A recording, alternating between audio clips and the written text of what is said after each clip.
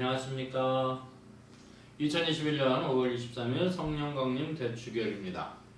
오늘 복음은 요한복음 15장 26절에서 27절, 16장 12절에서 15절의 말씀입니다. 그날 곧 주간 첫날 저녁이 되자 제자들은 유다인들이 그리워 문을 모두 잠가놓고 있었다. 그런데 예수님께서 오시어 가운데 서시며 평화가 너희와 함께 하고 그들에게 말씀하셨다. 이렇게 말씀하시고 나서 당신의 두 손과 옆구리를 그들에게 보여주셨다.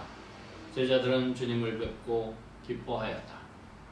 예수님께서 다시 그들에게 이르셨다. 평화가 너희와 함께. 아버지께서 나를 보내신 것처럼 나도 너희를 보낸다. 이렇게 이르시고 나서 그들에게 숨을 불어넣으며 말씀하셨다. 성령을 받아라. 너희가 누구의 죄든지 용서해주면 그가 용서를 받을 것이고 그대로 두면 그대로 남아있을 것이다. 주님의 말씀입니다. 예, 오늘 복음은 짧은 복음인데 이 안에 굉장히 중요한 말씀을 담고 있습니다. 일단 이 요한복음의 그 부활 장면입니다. 예수님께서 부활하신 장면이고 제자들 앞에 이제 나타나셨죠. 그러고 나서 이제 평화 인사를 합니다. 이 평화 인사는 한국의 상황에서는 뭐 우리 안녕을 비는 거죠, 그죠?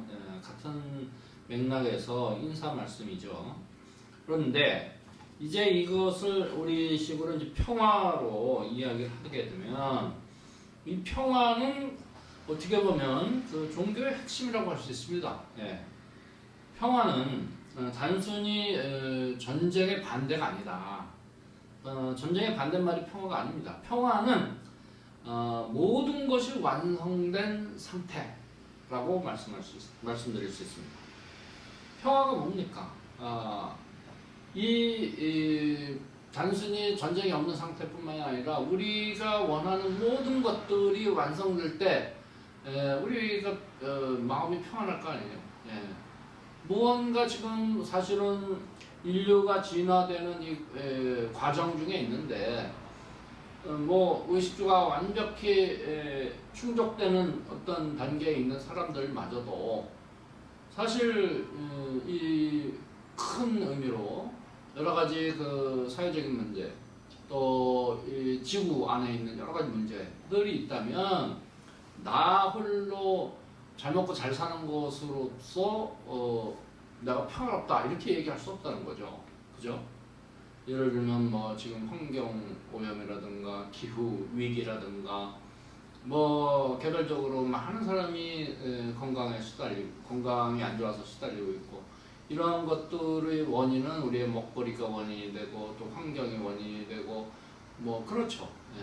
지금 우리가 숨쉬는 공기 뭐 옛날에 날씨 예보하게 되면은 뭐 비 온다, 눈 온다, 맑다 이런 것만 해주면 요즘에는 이제 미세먼지까지 아주 상시로 예보를 해주잖아요.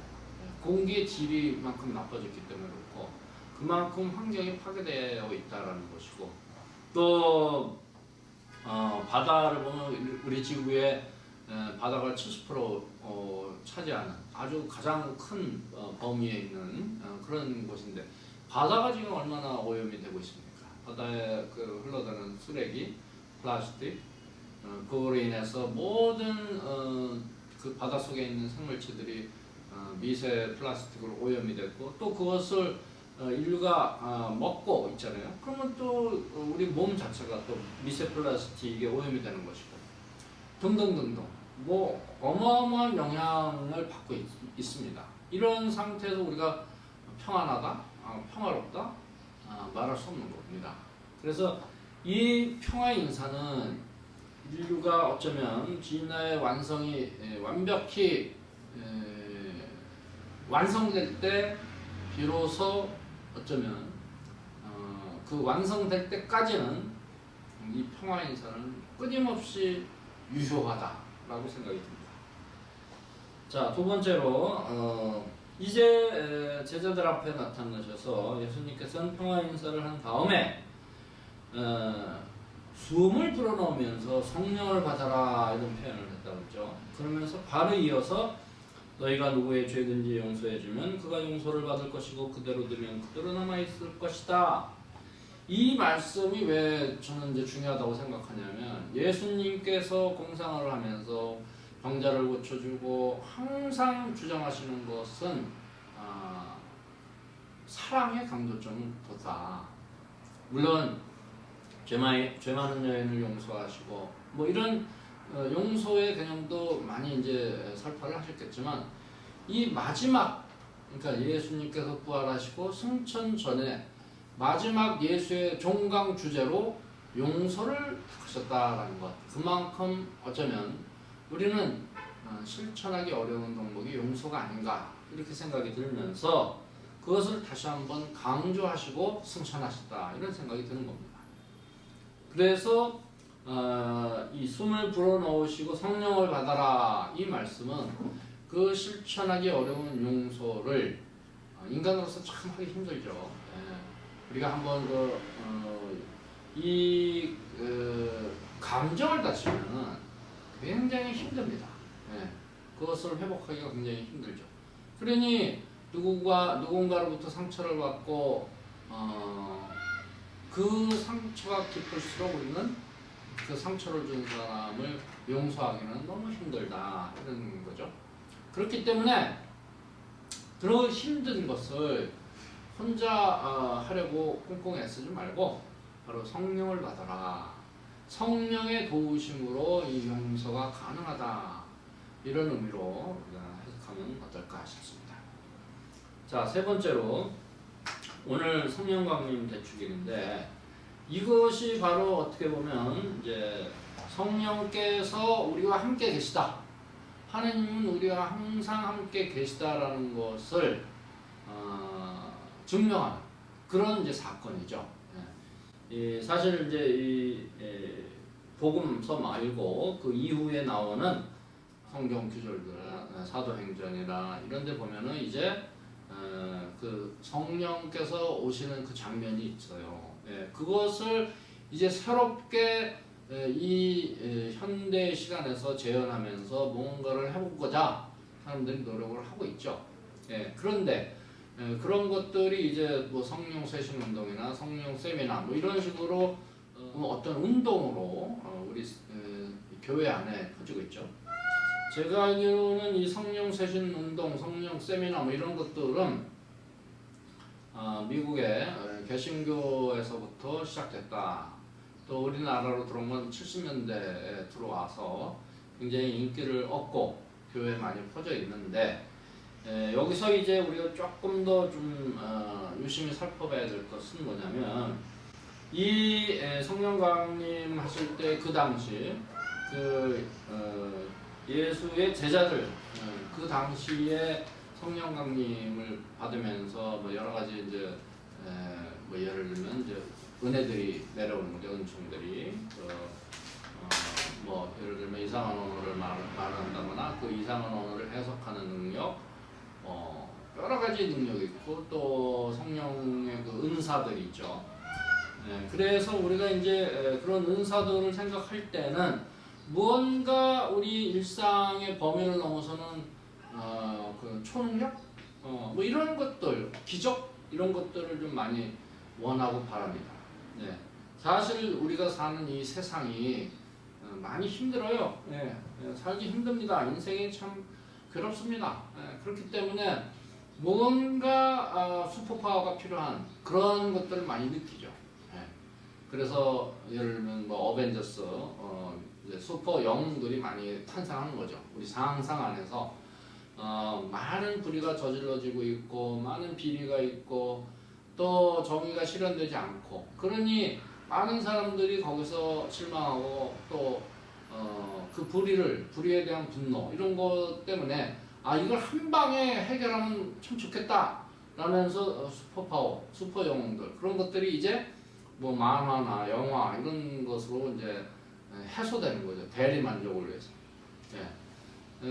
그래서 우리가 그런 어떤 기적이나 이적 그런 슈퍼파워를 원하지만 실상에서는 그런 것들이 쉽게 일어나지 않습니다. 또 우리가 뭐 아주 개별적으로 원하는 바가 있겠죠. 간절히 네, 그런 것들을 또 하나님께서 일일이 그러면 개별 사건에 개입하시는가? 꼭 그것도 아니다라는 겁니다. 그래서 우리가 이제 뭐 무슨 청원 기도를 할 때 아주 지극히 개별적인 기도를 한다고 했을 때 그것이 반드시 당장 이루어지느냐? 꼭 그렇지 않다.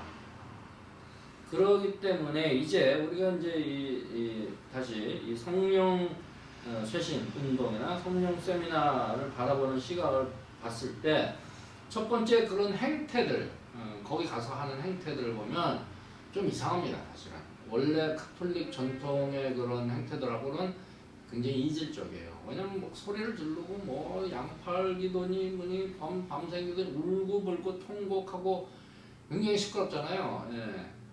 그러면 이제 그것이 그렇게 간절히 울며 불며 기도하면 그것이 다 이루어지느냐? 안 이루어져요. 예. 그러면 그 뭐냐 도대체?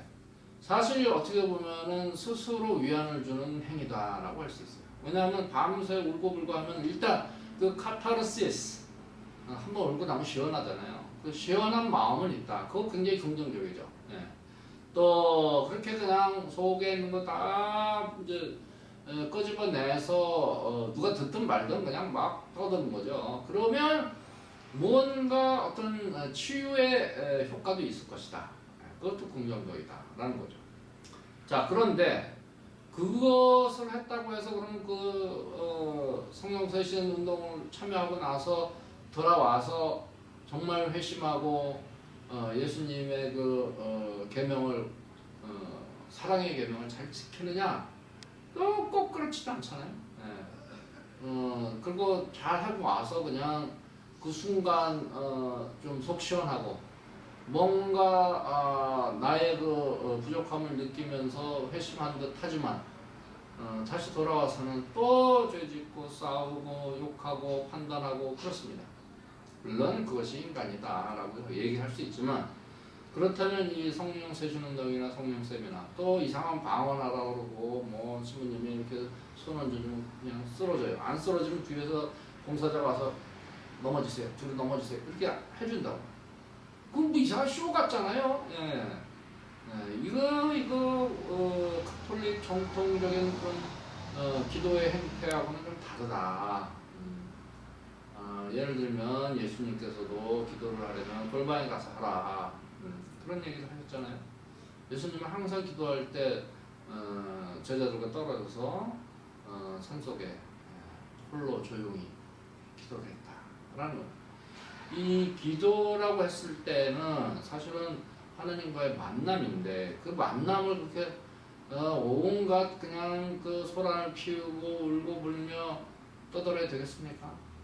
사실 언어가 필요하지 않아요. 예, 하나님은 이미 우리를 다 아시는데 머리카락 개수까지도 다 아시고 여기 가도 계시고 저기 가도 계시고 성령께서는 무소 부재 그죠? 아니 계신 곳 없다 라는 그런 분인데 뭘 그렇게 인간적으로 울고 불며 떠들고 밤새기도 하고 양팔을 들어서 내 팔을 고통을 줘야 예수님이 알아듣습니까? 예수님 아니 그 하나님 협박하는 거예요. 내 손 떨어지게 내 팔 떨어지기 전에 빨리 들어달라고 협박하는 거잖아.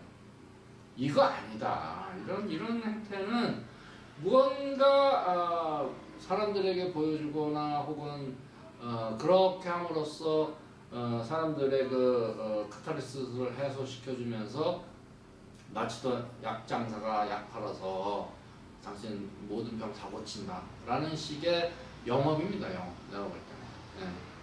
물론 안 그러신 분들이 계시겠죠. 그 안에서 특별한 은사를 받고 정말 참 신앙으로 잘 가시는 분들도 계십니다.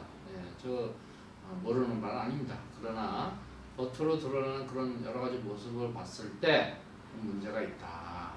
또 그것이 좀 더 깊이 들어가면 예를 들면 무슨 카톨릭 교회 안에도 이단이 많아요. 예, 이렇게 삐뚤어 나가는 사람들이 있습니다. 무슨 모르겠어요. 그 뭐 기호10세니 무슨 다락방이니 뭐 이상한 이제 그런 모임들이 생기면서 그 모임들이 왜 이상하냐면요. 교회의 어떤 그 가르침이나 어떤 방침들을 따르지 않습니다. 예를 들면 뭐 이렇게 손으로 성체를 받아 모시는 거에 대해서도 굉장히 큰 거부감을 느끼면서 계속 혀로 받아 모신다든지 사실 그게 중요한 게 아니잖아요. 손으로 받아 먹든 입으로 받아 먹든 그게 뭐 중요합니까? 중요한 것은 교회 일치입니다. 그죠? 교회가 주교님들이 이렇게 해서 이렇게 하자라고 우리 교회 나갈 방향을 정해주면 그것이 뭐 합당하다면 우리 모두 따르는 거죠. 뭐 주교님들이 뭐 야 그 성체를 일단 이마로 받고 이렇게 흘러내리는 거 혀로 받아 먹어라. 무슨 이런 어려운 쇼를 하라 뭐 이런 거 아니잖아요. 이런 거 굉장히 그런 거 만약에 한다면 많은 신자들이 반발할 거예요. 그런 거 주교님들이 안 하잖아요. 그럼 그렇지 않다면 우리가 이성적으로 합리적으로 생각했을 때 이 시대의 변화를 좀 인지하고 시대의 변화에 따라서 시대의 표징을 보면서 교회가 나아가야 된다라는 거 그걸 받아들이는 겁니다. 우리가 그걸 왜 자기들이 거부하고 나는 무조건 혀로 받아 먹어야 된다 이런 고집을 피웁니까? 중요한 것지도 않은 걸. 그래서 잘못하면 이단으로 빠질 수 있다는 겁니다. 자, 그래서 오늘 이 성령강림 대축기를 맞이해서 우리 신앙인은 좀 더 깨어 있어야 되겠다라는 생각이 듭니다. 자, 정리하면 예수님의 그 평화 인사는 인류의 진화가 완성되는 그날까지 유효하다라는 것. 또 예수님께서의 그 마지막 종강의 주제는 용서라는 것. 그만큼 실천하기 어렵지만 성령을 받아라. 성령의 도우심으로 우리는 용서를 가능하게 한다라는 것. 그다음에 이 성령 강림 대축이라 말해서 성령 쇄신 운동이라든지 성령 세미나 이런 이름으로 불리는 그런 모임 안에서 좀 주의 깊게 깨어 있어야만이 잘못해서 좀 다른 교회 방향이 아닌 다른 방향으로 가는 것에 좀 주의하라 이런 것입니다. 고맙습니다.